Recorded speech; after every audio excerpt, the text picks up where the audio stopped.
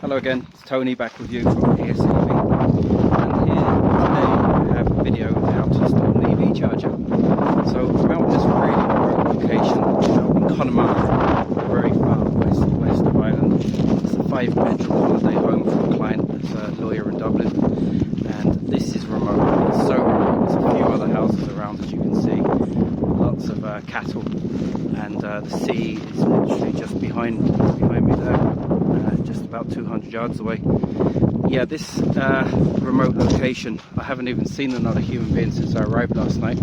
But the client has an EV electric car, and we have a Zappi EV charger which we need to install today, and I'm bringing you over to the house to show you where I'm going to put it and why. Okay, now we're inside the house, and here's the fuse board. It's in a cupboard, which is not allowed anymore, but never mind, I didn't wire this house. It was done locally probably some time ago. And the fuse board is here in a utility room, which is generally always in the center of the house, kind of so the wiring is not too no wire has to travel too far, but it's way away from the electricity DNO cutout, so you have to walk all the way through here to go through all of the attic space, through the kitchen, and the electricity cutout is on the other side of this wall here. So what I was hoping to do was to maybe drop down behind the back of this unit if there's any little bit of a gap there, because I don't really want to use any external conduit. So I'm going to remove these drawers here and see if I can drop a cable down the back of there and drill out. But the hardest job of all is the one I'm going to show you next, is getting the cable over here. So following on from that, if this was just an ordinary attic, it'd be fine. You'd be able to run the cable no problem over the joists and beams. But it's not. They decided to convert the whole entire top floor into a suite, master bedroom and living room suite. So now, how am I going to get the cable from that side over to this side? I did try initially to run the cable up over the eaves, over the top of the roof. I tried every single one of these joist runs, and I rodded it through, did everything I could. Unfortunately, it was no go. It was just getting blocked by joists both sides, and it wasn't happening at all. So I'm just going to put my head torch on now and bring you down to where the fuse board is, to above where the fuse board is, through this hatch here. Great fun crawling around.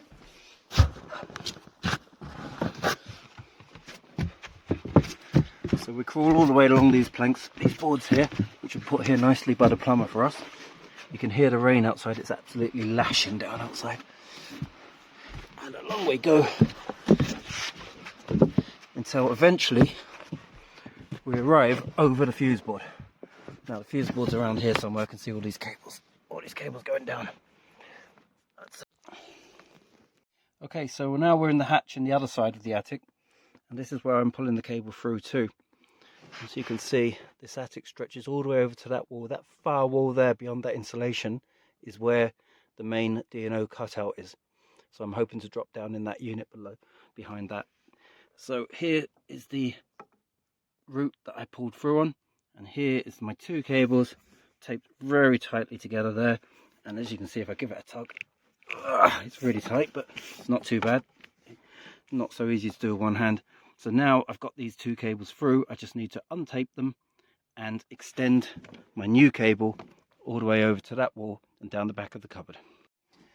And so now that I'm done with the draw wire of a cable, I'm able to separate it back out again, untape it, pull it through this joist here, get it back to where it was. I'll come back to the new cable after. That's that.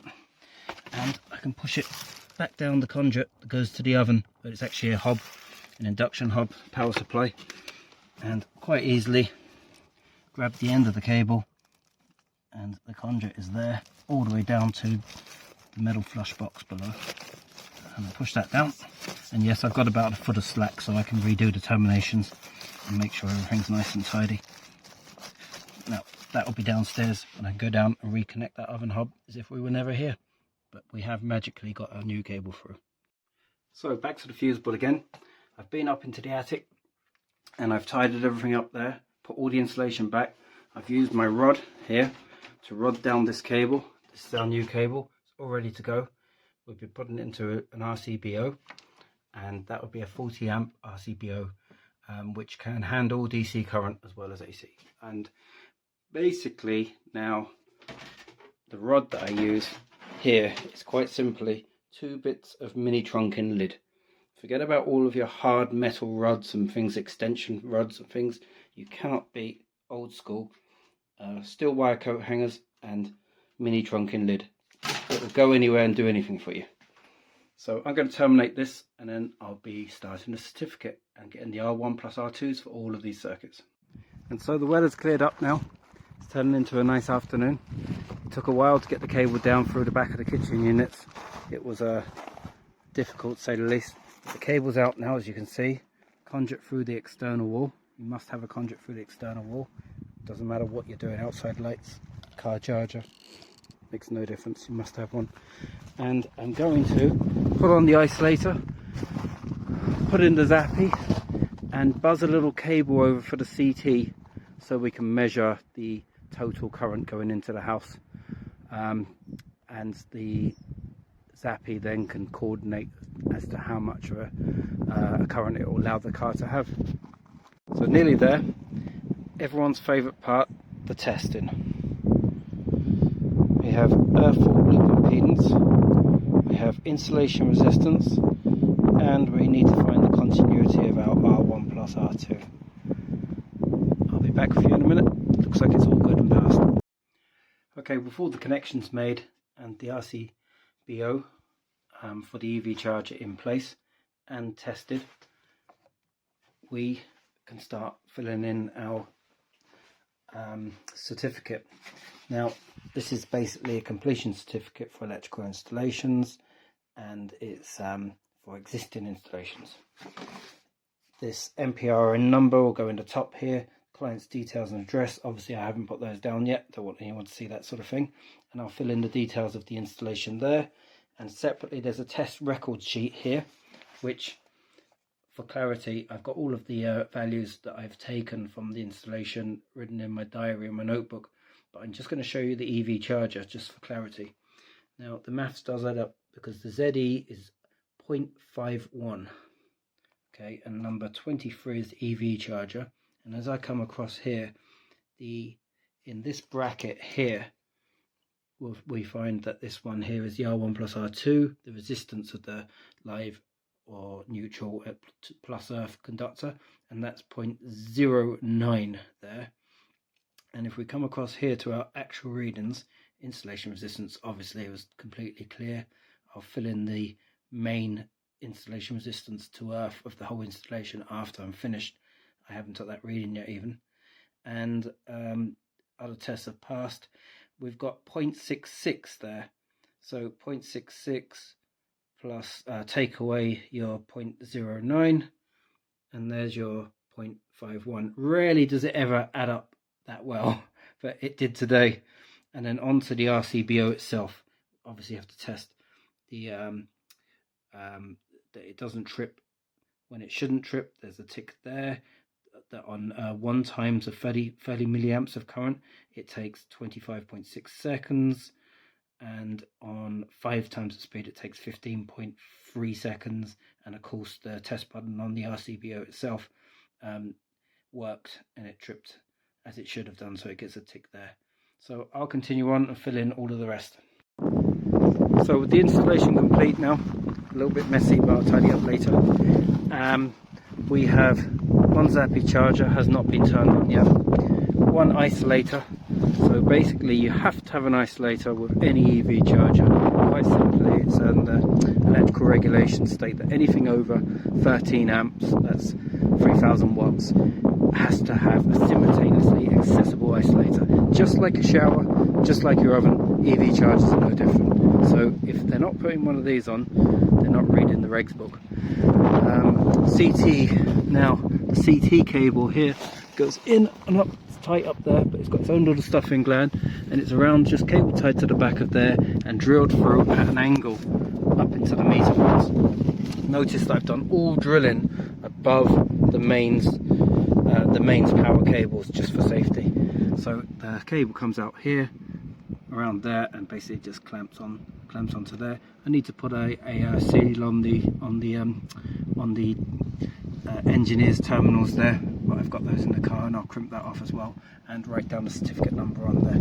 So that's the installation complete.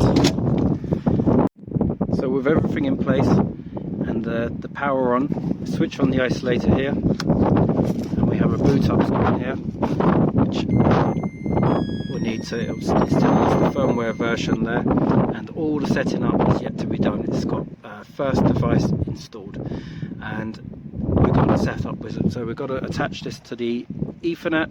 We've got to, not to the Ethernet, actually this is a Wi-Fi version, this one, which is quite handy because there's actually a Wi-Fi access point just quite close. Once set up, you can plug it into your car.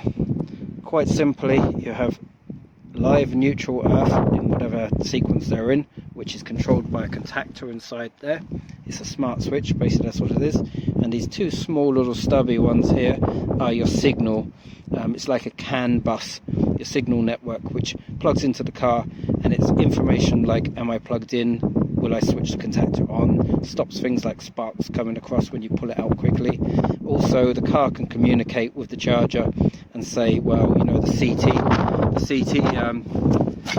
is measuring that the current is too high to give us 32 amps, and it can say, can you just give us 16 amps instead? So instead of going at the full power, it might go at half power. If you've got another charger somewhere else, it might be the same that you've connected the two.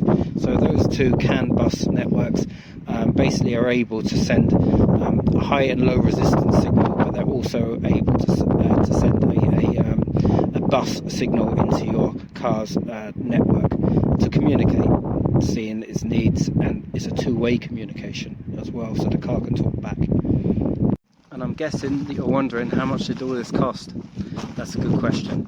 Now, the Zappi charger, you can see there in the background, is by far the most expensive thing. The Zappi charger was 920 euros including VAT. So that's 920, that would be 780 or something without VAT. It's very expensive. Basically it's just a smart switch, is really all it is. It's a lot of money. Now the labour on this is a whole day. Now this charger took 4 hours to install, some take 2 hours, but unfortunately you've got to do a full certificate, and you've got to test every socket in the house and every ender point light in the house. You can exclude a couple of things if you can't get to them, but you've got to be very careful to note that down. So the certificate really is the expensive thing. So the installation is a whole day, so that's around 300 euros, 350 depending on who you go to. And the materials, a drum of 6mm, twin and earth cable, isolator, the trusty old cap-in lid that we push through the joist runs, little bits and pieces like that, another couple of hundred. So I'm guessing that it's going to be 500 euros minimum to have one of your EV chargers, a Zappi EV charger installed, and then you can choose to buy the EV charger yourself or have your electrical contractor do that for you. But there is some good news, because at the end of all of this, with the electrical certificate sent in, posted in, we have an electronic means of getting the grant back, and the grant is 600 euros. So you get 600 euros off the entire installation, which brings it down, let's just say that's a third of the cost. That brings it down a bit for people. So I hope you've enjoyed this, and I know it's pretty quick and blustery out here, but we got it all done.